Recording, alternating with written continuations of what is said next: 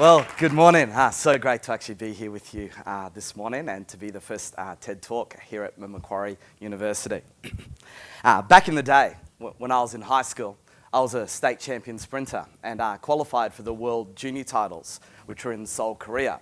I ran all the qualifying times and was pretty much on my way to achieve the Olympic dream. But towards the end of high school, I got diagnosed with an incurable condition called ulcerative colitis, which is very similar to Crohn's disease. The doctors placed me on a disability pension and told me I'd never be able to work again.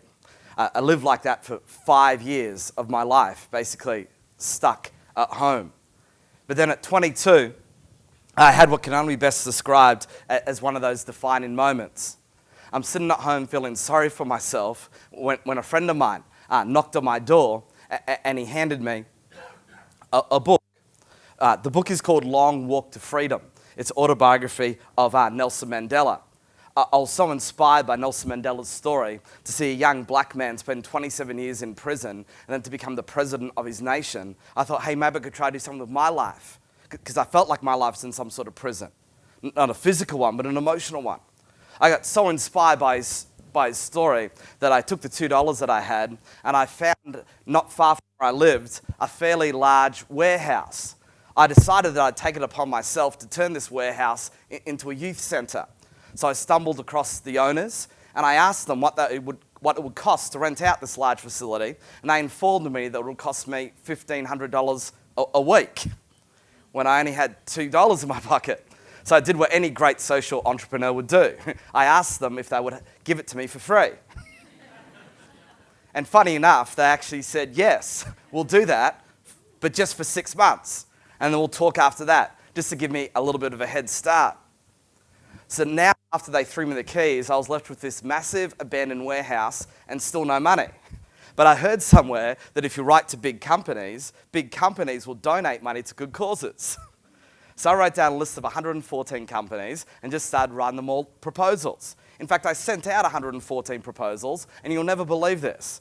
Within 3 weeks of sending out 114 proposals seeking sponsorship, I actually got back 114 replies. And every single one of those replies was a no. But on my 115th proposal, a guy said yes and gave me $100. And that was the start. Quickly, I learnt that writing proposals was going to take me far too long. I needed to work out a better way to actually manage this. And so I came up with the idea of why don't I just run a big youth event, like a big dance party, to raise money. The problem is I still didn't have any money to put the dance party on. But I did do accounting in high school. And one thing I learned about an accountant is you can put stuff on credit. So what I did was I went to the printers and I said, listen, could you print me all these posters, all these flyers, and give me a 30-day account, and I promise I'll pay back in 30 days. They agreed. I then went crazy and hired staging, trusses, lights, DJs, sound equipment, convinced them all to give me 30 days to pay them back. Then I came home and did the budget. Should have done the budget first. Came home, did the budget, worked out that I now need a minimum of 250 students just to pay back all these bills. I didn't even know it was even possible to get 250 people to your first event because I was so young and no one even knew me. Anyway, to cut a long story short, the deal is this. I actually didn't get 250 people to my first event. I got 2,500. Which kind of freaked me out just a little bit because I'd actually organised for my mum to be in the canteen, for my sister to be on the door, and for my brother to help out security. 4 of us, 2,500 young people. I'm ringing police, fire brigade, ambulance, security, trying to get this moment of control. But the next day in the local newspapers, I get front page, full colour photos. The article reads like this. Young guy on a disability pension stages the largest ever youth event ever seen in the city of Redcliffe, turns the city of Redcliffe upside down. Whole bunch of other media attention starts to occur. Anyway, again, to cut a long story short, the week after the dance party, I get a letter in the mail from a local businessman, and this letter reads like this. Dear Mr. Gerreyn, congratulations on the success of your youth event. I'm so impressed to see a young man strive to make a difference and build a house of hope for young people in the local community. Please accept this small contribution on behalf of my company towards your cause. Stapled to his letter check for $10,000 towards a warehouse. I get government grants, business sponsorship. A whole bunch of people start donating money to this great cause. At this point in my life, I've got to tell you honestly, after building the youth centre, I actually won Young Australian of the Year in 1998 for Queensland Community Service, and then schools, companies, football teams started asking me to come in and share my story. At this point in my life, I've got to tell you honestly, I feel like I'm living my dream. But if you were to go back to when I was 22, I actually weighed 55 kilos. I was taking 16 tablets a day, and I was suffering with pain 24/7. Now, I'm really thrilled about past achievements, but the thing that excites me the most is about the future. And I have a vision now for the future. See, it was a vision that actually got me to get off my sick bed and actually do something to bring social change. And so I believe it's a vision that's going to take me into the next 10, 20, even 30 years of my life. And before I get to that vision, let me give you one piece of background as I just run through some photos of this actual youth centre. I actually, the youth centre, you'll notice, was actually quite a large warehouse. The reason why it was so large is because I made a commitment to myself. I thought, you know what, Glenn, if you're going to fail, then you might as well fail big. Because I had nothing to lose.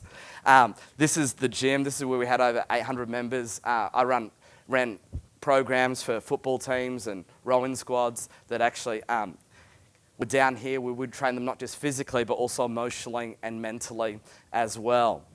The centre was actually open 7 days a week, 12 hours a day, from 9 o'clock to 9 o'clock for young people to come down and get motivated. But my future vision, and let me give you one piece of background before I get there.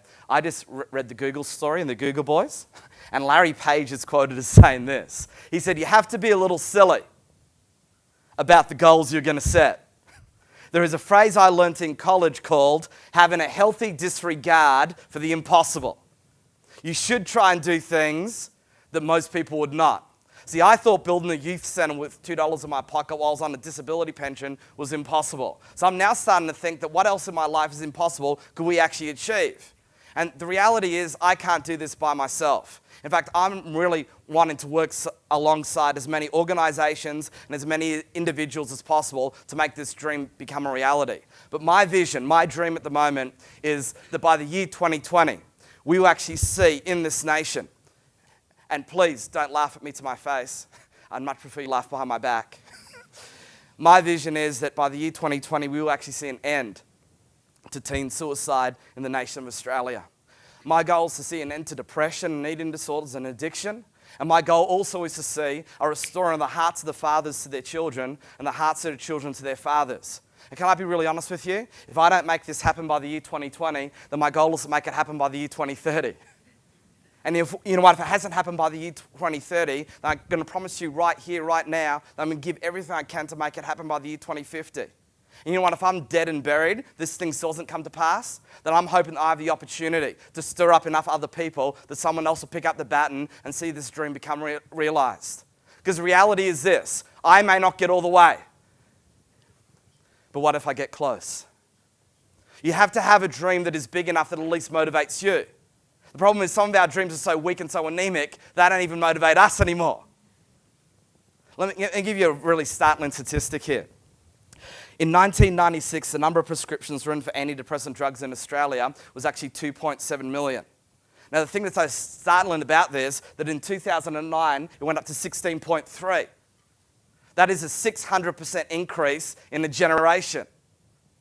You know what Time magazine said about this current generation here today? They said if you add ADHD to the equation, they said this is the most medicated generation that has ever lived in the entire of humanity. More people today medicated than any other generation in history. Now listen, I'm a young father. I have 3 daughters. Can I be really honest with you? I'm almost sick and tired of being bombarded with newspaper articles, television commercials, urging me, provoking me, telling me that I should medicate my 1, 2, and 3-year-olds. You know what I'm wondering? At this point, I'm wondering at what point in history did parents just decide that it was too hard to raise kids, so why don't we just medicate them? You know, in our nation, there is an overwhelming sense of emptiness, literally lurking amongst us. So many people today feel hollow, literally, on the inside. And one of the reasons for that, or they try and fill, rather, this emptiness, this hollowness with all sorts of things. Some people go to relationships. Some people go to drugs and alcohol. Some people go to things. They think if I can just have that latest toy or gadget, then my life will actually mean something. And do you know why so many people today go to external things to fill an internal void? Because if you don't have any interior life, the only way that you can actually prove your life counts is actually with those external things. My belief, my idea that I actually think that is worth spreading is the answer to that emptiness, the answer to that hollowness is this. I believe this with all my heart. Nothing satisfies the human spirit more than purpose. And what I want everybody to understand and to know is this, that your life has purpose, your life has meaning, your life has value. Your life is actually worth far more than what you could even begin to imagine.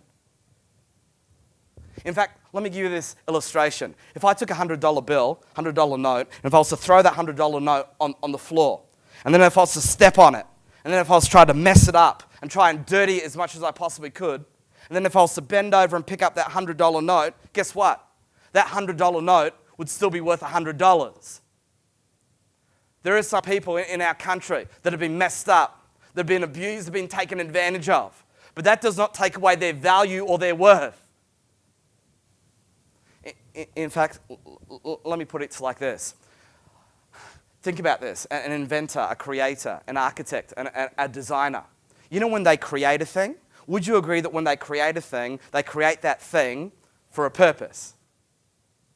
Obviously, right? For instance, a paperclip was created for a purpose, right?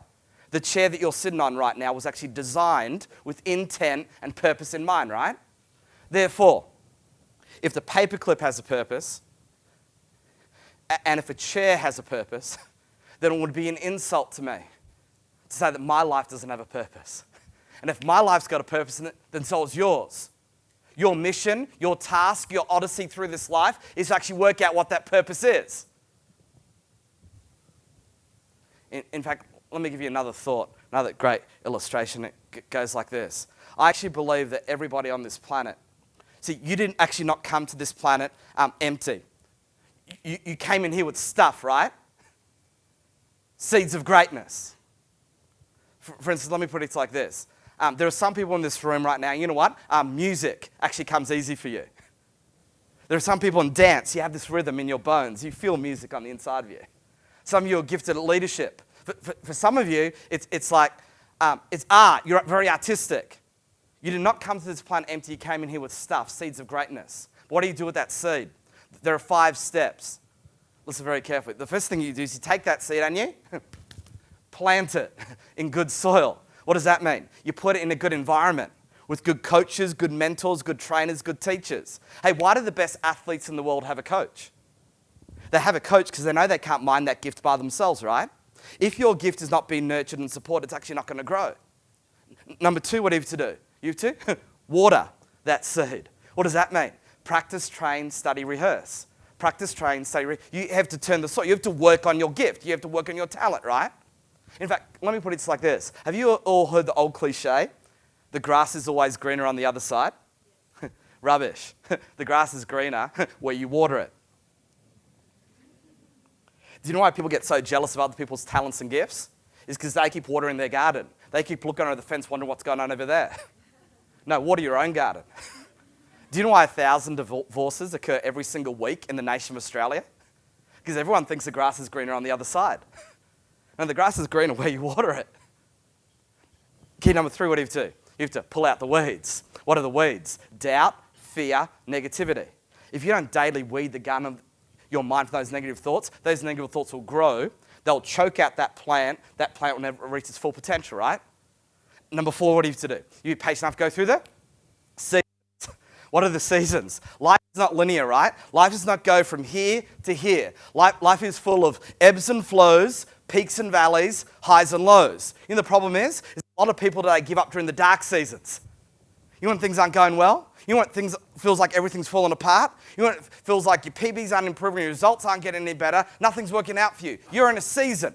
Don't give up during the dark seasons, because guess what's around the corner? Spring. Everything will start to grow and start to develop again. Then what do you have to do? You have to wait for that seed to grow into a tree where you can sit under the shade of the tree, pick the fruit, eat the fruit, and be fulfilled. Does that make sense to anybody? You know what successful people are able to do? Successful people are able to see enormous possibility in the tiny.